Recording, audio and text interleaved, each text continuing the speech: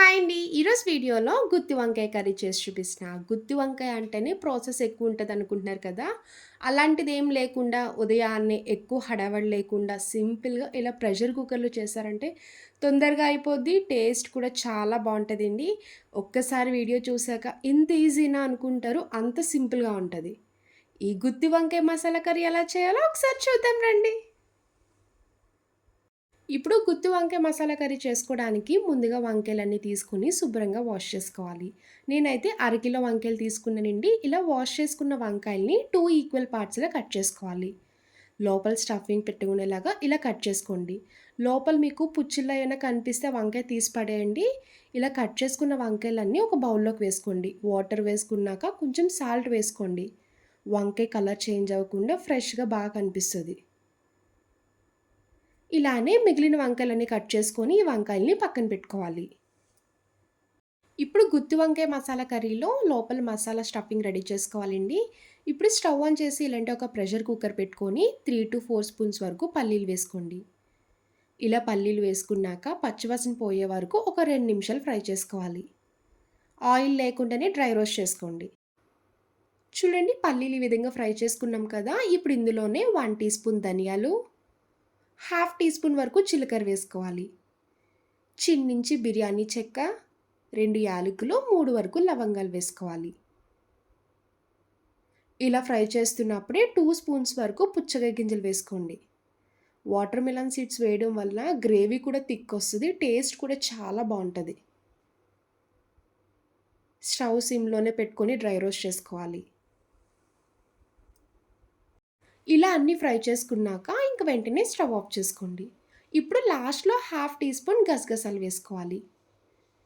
Already cooker హీట్‌లో ఉంటది కదండీ! ఆ హీట్‌కి గసగసాలు కంప్లీట్‌గా ఫ్రై అయిపోద్ది కాబట్టి లాస్ట్‌లో వేసుకుంటే సరిపోద్ది. ఇప్పుడు ఇవన్నీ కొంచెం చల్లగా అయ్యాక అప్పుడు మిక్సీ జార్‌లో వేసుకోవాలి.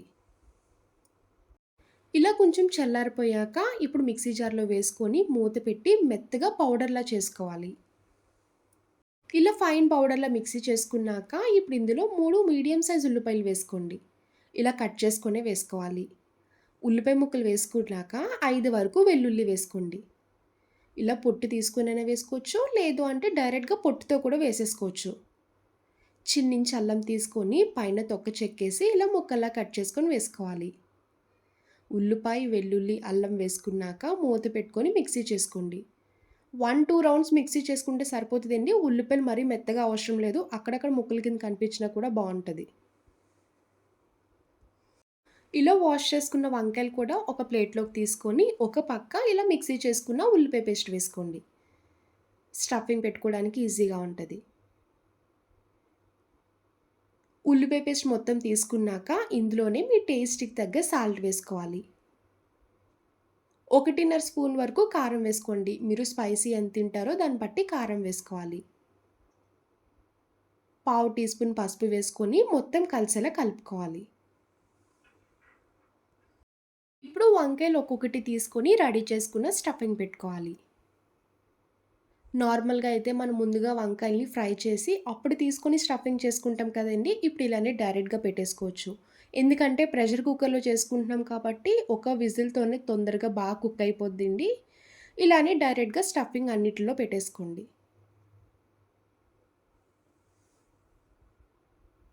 ఇప్పుడు కర్రీ చేసుకోవడానికి స్టవ్ ఆన్ చేసి మళ్ళీ అదే ప్రెషర్ కుక్కర్ పెట్టుకొని ఆయిల్ వేసుకోండి. ఇలా ఆయిల్ హీట్ అయ్యాక 2 బిర్యానీ ఆకు వేసుకోవాలి. ఇప్పుడు రెడీ చేసుకున్న వంకాయలు వేసుకోండి. ఇలా మొత్తం వేసేసుకున్నాక లాస్ట్‌లో మిగిలిన స్టఫింగ్ కూడా వేసేసుకోవాలి.